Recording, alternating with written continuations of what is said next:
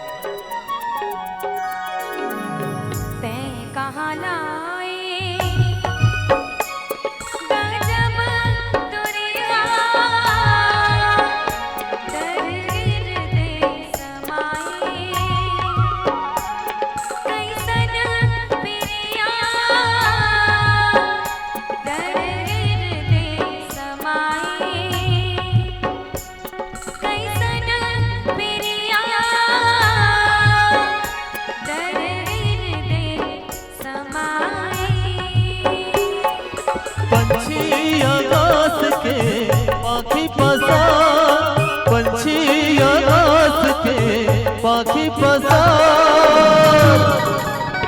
संग संग उड़ जाबो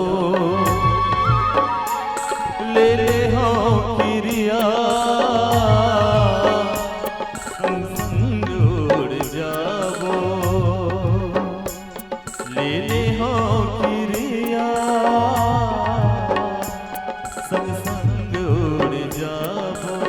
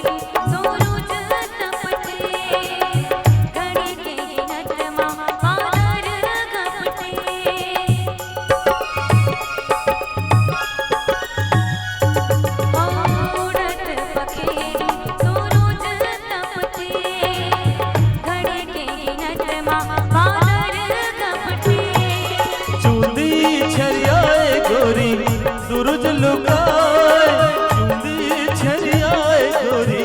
सूरज लुकाए खो मामा गुजियाए बादर करिया खो मामा गुजियाए बादर करिया खो मामा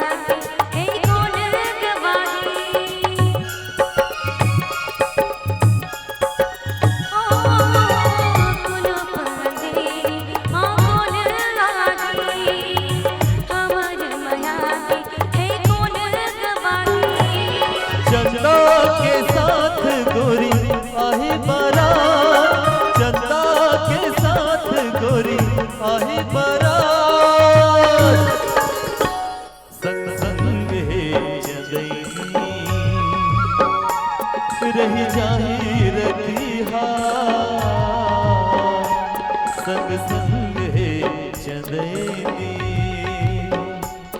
रही जाही रतिहा संग संग है चंदैनी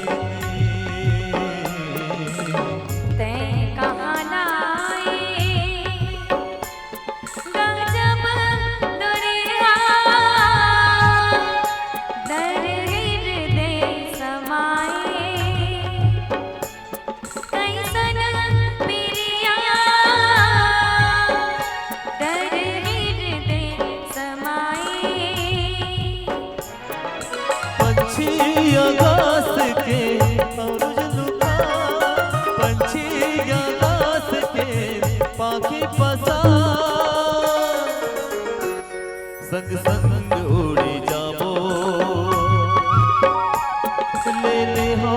गिरिया संग संग उड़ जाबो